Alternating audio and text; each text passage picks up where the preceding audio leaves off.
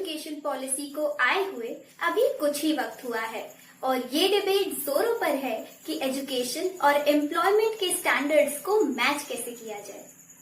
India की unemployment rate already काफी high है and the existing policies don't seem to work in cleaning this mess. इस problem को tackle करने के लिए कई state governments insider employment view को अपना रही हैं।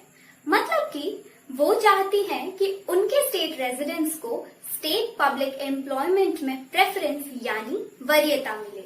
इसी सीरीज में मध्य प्रदेश गवर्नमेंट का एक काफी बोल्ड और चौंकाने वाला अनाउंसमेंट सामने आया है। Hey everyone, I am Kirti Dubey, founder of Prakriya The Law Junction and you're welcome to Lawspectus। अभी कुछ दिन पहले मध्य प्रदेश के chief minister mister Shivraj Singh Chouhan ने ये अनाउंसमेंट की है कि एमपी की जॉब वैकेंसीज में वहां के स्टेट रेजिडेंट्स को 100% रिजर्वेशन मिलेगा, यानी कि स्टेट की जॉब वैकेंसीज में अदर स्टेट के कैंडिडेट्स अप्लाई नहीं कर पाएंगे। उन्होंने ये भी कहा कि जल्दी ही वो इस प्रस्ताव पर कानून लेकर आने वाले हैं। इस घोषणा के बाद देश में दो ग्रुप्स बन गए हैं। कुछ लोग इस फैसले का सपोर्ट कर रहे हैं तो कुछ लोगों ने इसे काफी क्रिटिसाइज भी किया है, ये कहते हुए कि इस तरह के इनिशिएटिव अनकॉन्स्टिट्यूशनल हैं। आज के वीडियो में हम इसके लीगल एस्पेक्ट के बारे में बात करेंगे और ये जानेंगे कि क्या स्टेट रेजिडेंट्स को पब्लिक एम्प्लॉयमेंट में 100% रिजर्वेशन देना अनकॉन्स्टिट्यूशनल है या नहीं।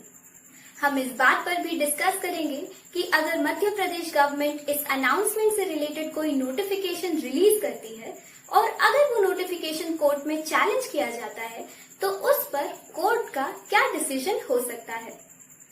हम ये भी जानेंगे कि अभी तक इस तरह के केसेस पे इंडियन कोर्ट्स का क्या ओपिनियन या स्टैंड रहा है और क्या बाकी इंडियन स्टेट्स में भी इस तरह के लॉज कभी लाए गए हैं, और अगर लाए गए हैं तो मध्य प्रदेश गवर्नमेंट का ये अनाउंसमेंट उन लॉज के कंपैरिजन में कितना ड्रास्टिक या लिबरल है।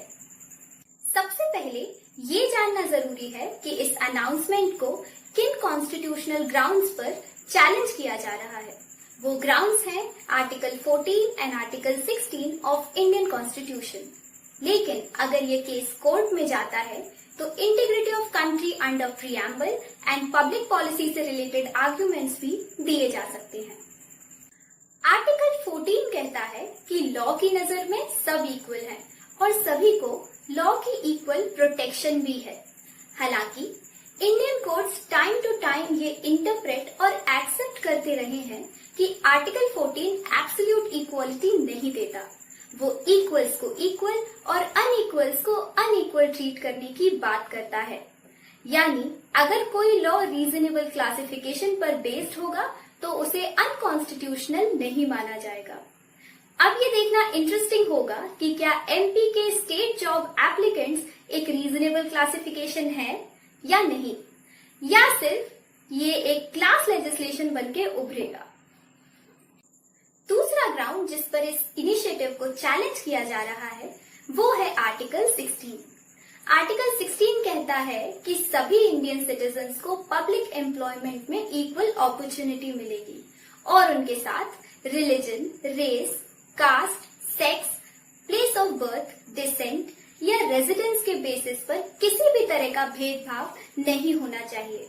लेकिन इस आर्टिकल में भी पार्लियामेंट लॉ मेकिंग के लिए 6 एक्सेप्शंस हैं जिनके बारे में हम आगे बात करेंगे, ये जानने के लिए कि क्या वो एक्सेप्शंस इस केस में अप्लाई होते हैं या नहीं। फिलहाल सबसे बड़ा सवाल ये है कि क्या मध्य प्रदेश गवर्नमेंट का ये इनिशिएटिव कोई नई पहल है या फिर इस तरह के कानून लाने की कोशिशें पहले भी बाकी राज्यों में हो चुकी हैं या फिर हो रही हैं। नॉट बीइंग अ सरप्राइज, इस तरह के initiatives time to time state governments लाती रही हैं, जिनका मेन एम होता है किसी तरह अपने स्टेट रेजिडेंट्स को पब्लिक एम्प्लॉयमेंट में प्रेफरेंस दिलवाना। बस स्टेट टू स्टेट ये करने के तरीके और एजेंडाज बदल जाते हैं। कभी ये सब करने के पीछे वोट कैप्चरिंग मूव्स होते हैं तो कभी गवर्नमेंट की लेजिस्लेटिव आइडियोलॉजीज।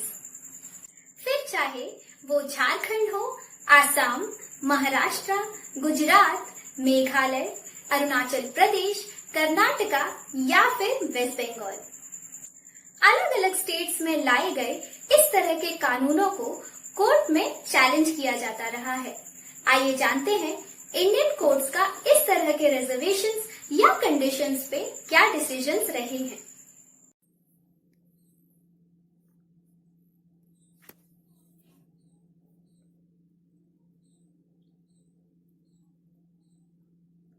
(1984) में सुप्रीम कोर्ट ने doctor Pradeep Jain versus union of India में sons of the soil concept को लेजिस्लेशन के पर्सपेक्टिव से डिस्कस किया और बर्थ प्लेस या रेजिडेंस के बेसिस पर बनी पॉलिसीज को अनकॉन्स्टिट्यूशनल बताया।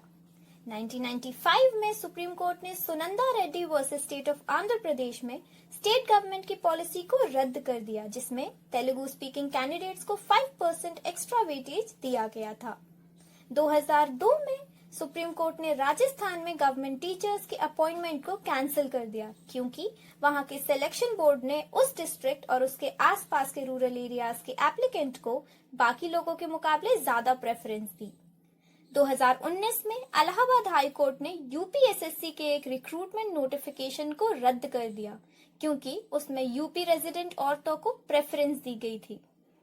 2019 में ही झारखंड गवर्नमेंट ने 13 जिलों के डोमिसाइल्ड लोगों को 100% रिजर्वेशन देने का फैसला किया। जब इस नोटिफिकेशन को हाई कोर्ट में चैलेंज किया गया तो कोर्ट ने इसे रद्द कर दिया और 100% रिजर्वेशन की कड़ी निंदा की। साल 2019 में आंध्र प्रदेश के सीएम जगन मोहन रेड्डी ने एक लॉ पास किया था, Andhra Pradesh employment of local candidate in industries and factories, जिसमें लोकल कैंडिडेट्स को 75% रिजर्वेशन दिया गया था। उसे भी हाई कोर्ट में चैलेंज किया गया और कोर्ट का ये मानना था कि इस तरह का कानून अनकॉन्स्टिट्यूशनल हो सकता है।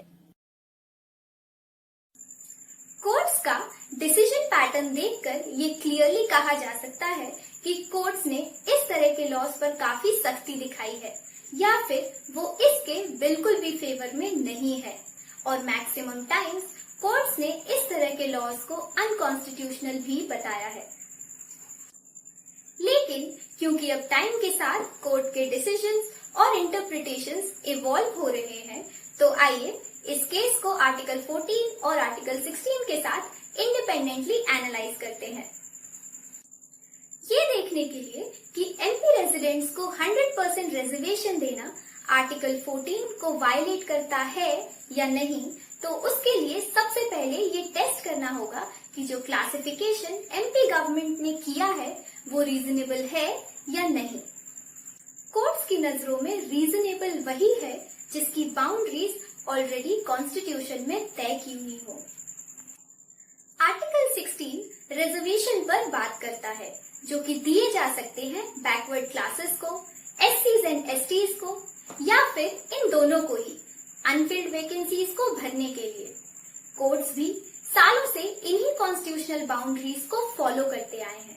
अगर इसी बेसिस पर हम चेक करें तो सारे एमपी रेजिडेंट जॉब एप्लीकेंट्स को एक ही क्लास बनाना क्लियरली अनरीजनेबल है और क्लास लेजिस्लेशन भी, और ये क्लियरली आर्टिकल 14 का वायलेशन है। Last but not the least, article 16 public employment में किसी भी तरह के नॉन परमिटेड डिस्क्रिमिनेशन को अबॉलिश करता है, और एमपी गवर्नमेंट का ये इनिशिएटिव आर्टिकल 16 के किसी भी एक्सेप्शन में फिट नहीं होता। इस पूरे एनालिसिस से हम यही कंक्लूड कर सकते हैं कि अगर ये नोटिफिकेशन कोर्ट में चैलेंज होता है तो मैक्सिमम चांसेस हैं कि इसे भी बाकी पुराने लॉज की तरह अनकॉन्स्टिट्यूशनल करार कर दिया जाएगा।